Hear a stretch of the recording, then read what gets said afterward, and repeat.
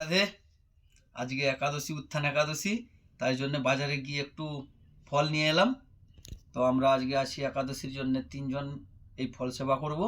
তো দেখুন ফল থেকে কিভাবে আজকে এইটা আমি চাঁচতে ফলটা কাটার জন্য রেডি হয়েছি। তারপরে দেখতেছি চাঁচতে ফল থেকে আপেল থেকে, এটা আপেল নেপালে নিয়েছি, নেপাল থেকে আপেল থেকে কি বেরাচ্ছে দেখুন, এইভাবে মোম বেরায় আপেল থেকে।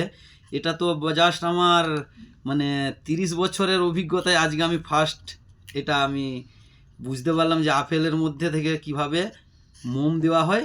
কারণ এটা আমার মনে হচ্ছে যেটা আপেলটাতে মোম দেওয়ার কারণ এটাই, আপেলটা সুন্দর কালার, আপেলের একটা গ্লেজ থাকে, তো এই গ্লেজটা রাখার জন্যই আপেলে মোম দেওয়া হয়।